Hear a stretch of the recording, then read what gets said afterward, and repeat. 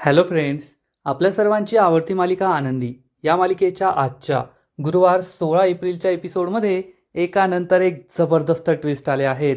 आणि सगळ्यात मोठा ट्विस्ट म्हणजे युगंधरचा सख्खा लहान भाऊ राक्षस उर्फ विद्याधर हा गावात परत आलाय. आणि हा विद्याधर अतिशय वाईट माणूस आहे आणि त्याची प्रत्येक बाईवर नजर आहे. युगंधरला सुद्धा ही गोष्ट माहिती आहे आणि आता गावातील कोणत्या आई बहिणीवर तिची नजर जातीये हे युगंधरने शिर्केला विचारलं आणि शिर्केने चक्क त्याला सांगितलंय आपल्या आनंदीवर. आणि या राक्षसाने विद्याधरने चक्क आनंदीला किडनॅप केलंय. तिला सांगितलं की मी तुझ्या मालक साहेबांचा सख्खा लहान भाऊ आहे, मी तुला घरी सोडतो. आनंदी त्याच्या गाडीत बसली आणि मग विद्याधरने तिला किडनॅप केलंय. विद्याधरची आनंदीवर वाईट नजर आहे. मग आनंदी या विद्याधरच्या तावडीतून वाचणार का? युगंधर तिला वाचू शकेल का? हे जाणून घेण्यासाठी हा व्हिडिओ शेवटपर्यंत नक्की पहा. फ्रेंड्स, आजच्या एपिसोडच्या सुरुवातीलाच आरती आणि आबा ऑफिसला जायला निघतात. तेव्हा आनंदी हे आरतीला विचारते, आबा ज्या राक्षसाबद्दल बोलत होते तो राक्षस नेमका आहे तरी कोण? पण आबा म्हणतात, आता हे बोलण्याची वेळ नाहीये, आता आम्ही जातोय फॅक्टरीमध्ये, तुम्ही सुद्धा तुमचं काम उरका आणि जेवढ्या लवकर होईल तेवढ्या लवकर घरी परत या. आबा हे आर्चीला सुद्धा सांगतात, जर तुला दुसरं काही काम नसेल तर गुपचूप घरात बसायचं, गावात फिरायचं नाही. आबा आणि आरती ऑफिसमध्ये फॅक्टरीमध्ये निघून जातात. आनंदी आणि आरचीच घरी एकट्या असतात आणि हा राक्षस नेमका कोण असेल हाच प्रश्न आनंदीला पडलेला असतो. आणि इकडे हा राक्षस युगंधरच्या फॅक्टरीमध्ये पोहोचतो. त्याचा स्वॅग, त्याचा माजच वेगळा असतो. तो पायाने गाडीचा दरवाजा उघडतो, गाडीतून खाली उतरतो आणि मग त्याच्या हातातील ते कडं आणि एकदम रुबाबात चालत चालत तो फॅक्टरीमध्ये पोहोचतो. आणि या राक्षसला पाहून फॅक्टरीतल्या सगळ्या बायका घाबरतात, स्वतःचा कोट ठीक करू लागतात, साडीचा पदर ठीक करू लागतात, त्याच्यापासून वाचण्याचा प्रयत्न करतात.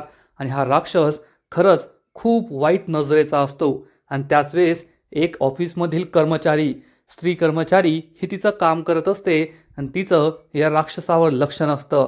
हा राक्षस तिच्याकडे एकटक पाहत राहतो आपल्या घाणेरड्या नजरेने आणि चक्क तिचा हात पकडतो. ही बाई खूप घाबरते आणि तेथून पळून जाते. आणि मग हा राक्षससुद्धा तेथून निघून जातो. दुसऱ्या कामगार बायका तिच्यावर खूप चिडतात, तुला सांगितलं होतं ना, लक्ष ठेव लक्ष ठेव, हे काय केलंस तू? आणि मग हा राक्षस युगंधरच्या केबिनमध्ये पोहोचतो. युगंधर म्हणतो, सापाच्या पावलांची चाहूल मला लागलीच होती. आणि मग हा साप दुसरा तिसरा कोणी नसून युगंधरचा भाऊच असतो. आणि युगंधरला त्याचे सगळे कारनामे आधीपासूनच माहिती आहे की आपला भाऊ हा कसा आहे. या दोघांमध्ये विस्तवसुद्धा जात नाही. आणि इकडे आनंदी ही आर्चीला विचारते, आर्चे तुला काय वाटतं हा राक्षस कसा असेल?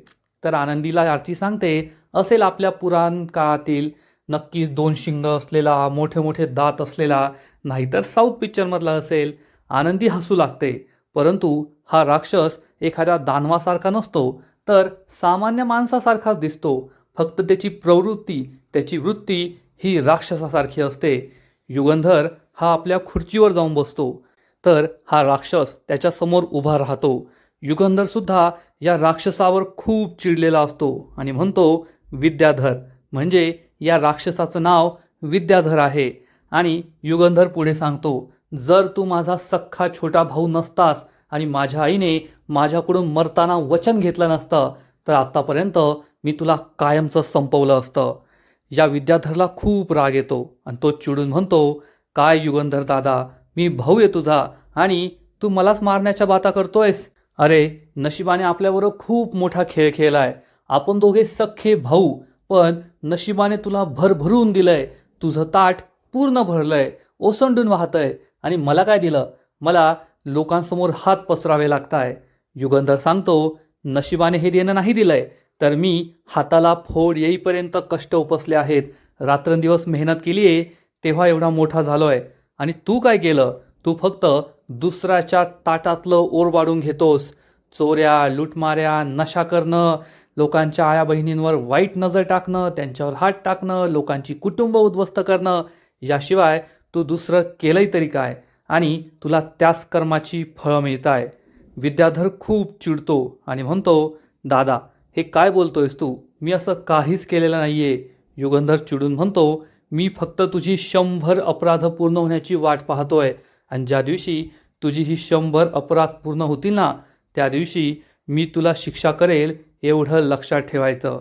पण हा विद्याधरसुद्धा काही कमी नसतो. विद्याधर हा आपल्याच माजात असतो आणि म्हणतो, दादा मी कोणतेच अपराध करत नाही आणि त्यामुळे माझे 100 अपराध हे कधीच पूर्ण होणार नाही.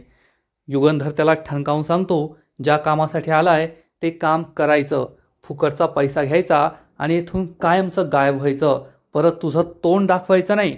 पोचलं का? आणि मग हा विद्याधर कानामध्ये बोट घालतो आणि म्हणतो, पोचलं पोचलं, आणि चांगलंच मेंदूत टोचलं सुद्धा. युगंधर त्याला पैशांचं पाकिट देतो आणि हे पैशांचं पाकिट पाहून विद्याधर खूप खुश होतो. तो पैशांचं पाकिट मोकळं करतो तर यामध्ये चांगलेच भले मोठे पैसे असतात. या पैशांचा वास घेऊन विद्याधर चांगलाच खुश होतो आणि म्हणतो, चल दादा येतो मी.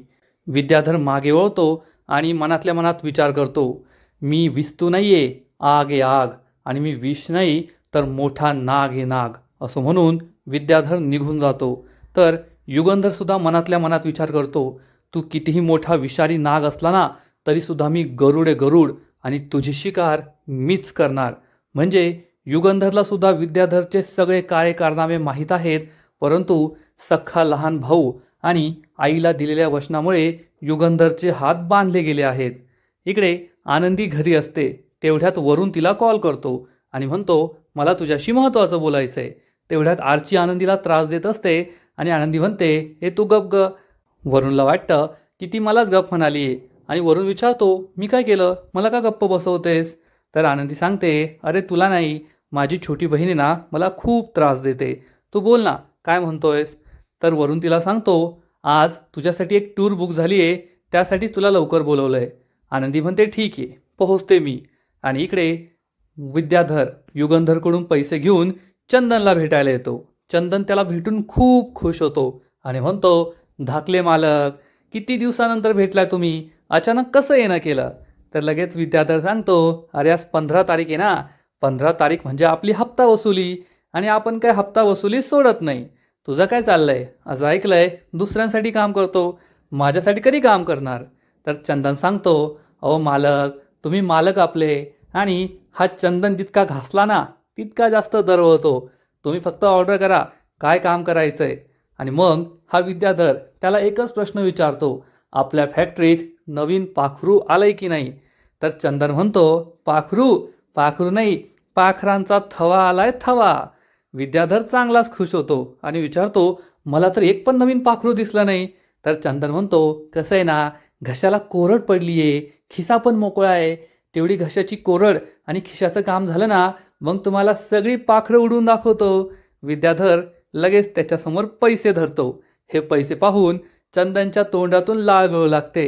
विद्याधर म्हणतो, हे पैसे तुला मिळणारच आहे, आता मला पाखरांचा थवा पाहायचा आहे. विद्याधर त्याला पैसे देतो. चंदन म्हणतो, आता पैसे मिळालेच आहेत तर मस्त बसूया, पार्टी करूया, मग तुम्हाला सगळी पाखरं दाखवतो. विद्याधर खूप खुश होतो आणि मग हे दोघेही पार्टी करायला जातात. तर इकडे आनंदी ही आपल्या घराबाहेर पडते आणि तेवढ्यात वरून चक्क एक सायकल घेऊन तेथे पोहोचतो आणि सायकलची बेल वाजवतो. पण आनंदी लगेच त्याला ओळखते आणि म्हणते, वरून. वरून विचारतो, तू कसं मला ओळखलंस, आज परत ओळखलंस? पण आनंदीला समजतं की वरून तर एकटाच आहे, बाकीचे टुरिस्ट नाही आहे. आनंदी विचारते, वरून तू एकटाच आहे का, बाकीचे टुरिस्ट कुठे आहेत? तर वरून सांगतो, नाही आज मी फक्त एकटाच तुझा टुरिस्ट आहे, कारण तुझी टूर आज मी बुक केली आहे. हे ऐकून आनंदीला खूप आनंद होतो. आनंदी विचारते, पण आज काय खास आहे? तर वरून तिला सांगतो, कारण आज माझा वाढदिवस आहे. आनंदी खूप खुश होते आणि त्याला हॅपी बर्थडे विश करते. आनंदीला समजतं की वरून एक सायकलसुद्धा आणली आहे. आनंदी विचारते, पण तू ही सायकल का आणली आहेस? तर वरून सांगतो, थांब तुला आता कळेल. आणि आज त्याच्या वाढदिवसानिमित्त वरूनचा वेगळाच काहीतरी प्लॅन असतो. तर इकडे विद्याधर गावात आल्यामुळे युगंधर खूप टेन्शनमध्ये असतो आणि विचार करत असतो की या विद्याधरला धडा शिकवावाच लागेल. तेवढ्या शिर्के तेथे येतो आणि विचारतो, काय झालं मालक साहेब, तुम्ही घाईगडबडीने मला बोलवून घेतलं, तर युगंधर त्याला विचारतो, विद्याधर गावात आलाय, ही बातमी अजून तुमच्यापर्यंत पोहोचली नाही का? शिर्के सांगतो, पोहोचली मालक साहेब. तर युगंधर चिडून म्हणतो, मग काय हातावर हात धरून बसलाय का? आत्ताच्या आत्ता आपली माणसं त्याच्या मागे लावा. तो माझ्याकडून पैसे घेऊन गेलाय आणि त्या चंदनबरोबर पार्टी करतोय. युगंधर हा खूप चिडलेला असतो आणि म्हणतो, विद्याधर गावात आला याचा अर्थ गावातील आई बहिणी सुरक्षित नाहीये आणि त्या नालायकाची नजर एखाद्या आई बहिणीवर पडण्याआधीच त्याला गावातून हकलून लावा. तो काय करतोय, कोणाबरोबर आहे, ही सगळी माहिती मला कळायला पाहिजे. क्षणाक्षणाची बातमी मला कळायला पाहिजे. आणि शिर्के म्हणतो, होय मालक साहेब, होऊन जाईल, तुम्ही काळजीच करू नका. म्हणजे युगंधरला आधीपासून माहिती आहे की हा विद्याधर गावात आलाय, याचा अर्थ तो गावामध्ये नक्कीच काहीतरी मोठा कांड करणार. त्यामुळे विद्याधर हा आधीपासूनच संपूर्ण तयारी ठेवून बसलाय आणि आता पुढे जे काही होणार आहे ना, ते पाहणं खूप इंटरेस्टिंग असणार आहे. इकडे आनंदी आणि वरुण या दोघांचा डे आउट असतो. संपूर्ण दिवस हा वरुणनेच बुक केल्यामुळे आनंदी आणि वरुण हे दोघेसुद्धा वरुणने आणलेल्या सायकलवरून मस्तपैकी मार्केटमध्ये येतात. सगळ्यात आधी वरुण आनंदीला एक मस्त बर्फाचा गोळा खाऊ घालतो आणि आनंदी आणि वरुण दोघे खूप खुश असतात. दोघांच्या चेहऱ्यावर आनंद असतो. वरुण दोघांसाठी बर्फाचा गोळा घेतो आणि आनंदीला हा बर्फाचा गोळा खूप आवडतो. वरुण सुद्धा खुश असतो. दोघेही गप्पा मारत असतात, बर्फाचा गोळा खात असतात, एन्जॉय करत असतात. वरुणसाठी त्याचा आजचा हा बर्थडे खूपच भारी झालेला असतो. आणि इकडे युगंधर हा शिर्केला ठणकावून सांगतो, शिर्के, तो विद्याधर कोणत्याही परिस्थितीत गावात जास्त काळ राहायला नको, कारण तो गावात जितका जास्त वेळ राहील तितका जास्त वेळ गावातील आई बहिणी या असुरक्षित असतील आणि मला त्यांच्या सुरक्षेबरोबर कोणतीही हलगर्जीपणा केलेला चालणार नाहीये. जा आत्ताच्या आत्ता आणि त्याच्यावर लक्ष ठेवा. शिर्के म्हणतो, साहेब तुम्ही काळजी करू नका, मी पर्सनली त्यांच्यावर लक्ष ठेवतो. आणि शिर्के तेथून निघून जातो. युगंधर खूप चिडलेला असतो आणि विचार करतो, विद्याधर, फक्त तू माझ्या हातात सापडला पाहिजे. तुला असा चिरडून टाकील ना की पुन्हा या गावाकडे वाईट नजर करून पाहण्याची तुझी हिंमत होणार नाही. या गावचा रस्ता तू पुन्हा कधीच पकडणार नाही. म्हणजेच युगंधरने ठरवलंय की या विद्याधरचा कायमचा निकाल लावायचा. पण तरीसुद्धा तो कसली वाट पाहतोय देव जाणे. आणि इकडे आनंदी आणि वरुण हे दोघे देवाच्या मंदिरामध्ये येतात. हे राधाकृष्णाचं मंदिर असतं. दोघेही राधाकृष्णाला नमस्कार करतात आणि तेथेच मंदिराच्या पायऱ्यांवर बसतात. वरुण हा आनंदीला सांगतो, आनंदी, किती सुंदर मंदिर आहे, किती शांत, आणि मी तुझे कितीही फोटोग्राफ्स काढले ना तर या शांत वातावरणात तुझ्या चेहऱ्यावर जे समाधान आहे ना ते मी नाही टिपू शकत. आनंदी खुश होते. वरुण तिला सांगतो, तुला माहिती आहे का, माझी आई ही नेहमी मला म्हणते की वरुण, तू सगळ्यांचे फोटोज काढतो, सगळ्यांच्या आयुष्यात आनंद भरतोस, पण तुझ्या आनंदाचं काय, तू कधीच खुश राहत नाहीस. त्यामुळे आज मी ठरवलं की आज माझा वाढदिवस आहे ना, हा वाढदिवस मी वेगळ्या पद्धतीने साजरा करायचा. सगळ्यांबरोबर नाही, तर जी व्यक्ती मला आनंद देते तिच्याबरोबर साजरा करायचा. म्हणून मी तुझी टूर बुक केली. हे ऐकून आनंदीला आनंद होतो. आणि मग वरुण तिला विचारतो, आनंदी, तुला राधाकृष्णाबद्दल काय वाटतं? अख्खं जग म्हणतं की ते एकमेकांबरोबर कधीच एकत्र आले नाही, पण मला असं नेहमी वाटतं की ते एकमेकांपासून कधीच वेगळे झाले नाही, कारण त्यांच्यातील नातं हे वेगळं होतं आणि प्रेमाचं नातं हे कधीच त्यांना एकमेकांपासून वेगळं होऊ देऊ शकत नाही. आनंदी म्हणते, वरुण, मला काहीतरी वेगळं वाटतं. वरुण विचारतो, काय? तर आनंदी त्याला सांगते, राधाकृष्णाचं नातं हे प्रेमापेक्षा कितीतरी जास्त आहे. प्रेमापलीकडे त्यांचं नातं होतं आणि ते नातं होतं त्यागाचं. जर भगवान श्रीकृष्ण हे जेव्हा गोकुळ सोडत होते तेव्हा राधा आईने त्यांना थांबवलं नाही, नाहीतर ती त्यांना थांबवू शकत होती की माझं तुमच्यावर खूप प्रेम आहे, तुम्ही जाऊ नका. पण त्यांनी तसं केलं नाही, कारण राधाला माहीत होतं की तिच्यापेक्षा या संपूर्ण जगाला कृष्णाची जास्त गरज आहे आणि त्यांनी हा त्याग केला. हे ऐकून वरुणला खूप आनंद होतो आणि वरुण म्हणतो, खरंच तू तर माझी दृष्टीच बदलून टाकलीस आणि तुझ्याशी बोललं ना की मला एक नवीन दृष्टिकोन मिळतो आयुष्य जगण्याचा, आयुष्याकडे पाहण्याचा, प्रेमाकडे पाहण्याचा. मी तुला एक कविता ऐकू का? आनंदी म्हणते, हो ऐकव ना. आणि वरुण एक खूप सुंदर खूप छान कविता तिला म्हणून दाखवतो. ही कविता प्रेमाबद्दलची असते, आनंदीबद्दलची असते. आनंदीला पाहिल्यानंतर वरूणच्या आयुष्यात काय बदल घडलाय याबद्दलची असते. आनंदी खूप खुश होते आणि म्हणते, वरुण, खरंच किती छान कविता केली तू. मलासुद्धा कविता करायला खूप आवडतात. वरूणला आश्चर्य वाटतं आणि तो म्हणतो, मग ऐकव ना एखादी कविता. आणि आनंदीसुद्धा वरूणला एक खूपच सुंदर कविता ऐकून दाखवते. ही कविता खरंच खूप छान असते आणि ही कविता ऐकून वरूण खुश होतो आणि म्हणतो, अरे वा आनंदी, किती छान कविता करतेस तू. खरंच मल्टी टॅलेंटेड आहेस. आणि वरूण हा आनंदीला म्हणतो, तू मैत्रीवरची छान कविता मला ऐकवलीस, नाहीतर मला वाटलं होतं. तर आनंदी विचारते, काय वाटलं होतं तुला? काय वाटलं, मी काय तुझ्या प्रेमात पडले की काय? तर वरूण लगेच म्हणतो, काय हरकत आहे माझ्या प्रेमात पडायला. आनंदीला मोठा धक्काच बसतो. म्हणजे आनंदीच्या मनात जी शंका होती ती शंका खरी ठरली आहे. आनंदीला सुद्धा कुठेतरी वाटत होतं की वरूण तिच्या प्रेमात पडलाय आणि आता वरूणने खरंच हाच प्रश्न विचारलाय आणि ही शंका खरी ठरली आहे. आपल्या सगळ्यांना माहिती आहे की वरूण आनंदीच्या प्रेमात पडलाय. मग आनंदीचं उत्तर काय असेल? आनंदीसुद्धा त्याच्यावर प्रेम करते की वरूण तिच्यावर प्रेम करतो म्हणून आनंदीसुद्धा त्याला होकार देईल? हे पाहणं खूप इंटरेस्टिंग असणार आहे. पण आता वरूण आणि आनंदी या दोघांच्या प्रेमापेक्षा आनंदीच्या आयुष्यात राक्षस येणार आहे. राक्षस म्हणजे युगंधरचा सख्खा लहान भाऊ विद्याधर. त्यामुळे आनंदीच्या आयुष्यात खूप मोठं वादळ येईल एवढं मात्र नक्की. फ्रेंड्स, आनंदी मालिकेचा आजचा एपिसोड खरंच खूप भारी होता. राक्षसाची एंट्री झाली. युगंधरचा लहान सख्खा भाऊ विद्याधर. एकीकडे युगंधर आहे जो कडक शिस्तीचा आहे, परंतु खूप चांगला आहे. हजारो लोकांना रोजगार देतो, कधी कोणावर अन्याय करत नाही, चूक झाल्यावर शिक्षा देतो. आणि त्याच वेळेस त्याचा सख्खा लहान भाऊ आहे जो एक नंबरचा वाईट माणूस आहे आणि तो फक्त लोकांना लुबाडतो, त्यांच्यावर अन्याय करतो आणि गावातील स्त्रियांवर त्याची वाईट नजर आहे. आणि ही गोष्ट युगंधरला सुद्धा चांगलीच ठाऊक आहे. आता विद्याधर गावात आलाय म्हणजे गावातील एखाद्या आई बहिणीवर त्याची वाईट नजर पडणार आणि त्यांना वाचवण्यासाठी युगंधर पुढे सरसावलाय आणि शिर्केला सुद्धा सांगितलंय की त्याच्यावर बारीक नजर ठेवा, आपली माणसं त्याच्या मागावर लावा. आणि याचाच फायदा आता आनंदीला होणार आहे. आजचा एपिसोड तर भारी होता, पण आनंदी मालिकेचा पुढील एपिसोड आणखीन भारी असणार आहे. आणखीन मोठा ट्विस्ट या मालिकेत येणार आहे. मग नेमकं घडणार तरी काय? तर फ्रेंड्स, या मालिकेच्या पुढील एपिसोडमध्ये आपण पाहू की विद्याधर हा गाव सोडून बाहेर जात असेल आणि त्याच वेळेस त्याच्या गाडीचं चाक हे जमिनीत रुतणार.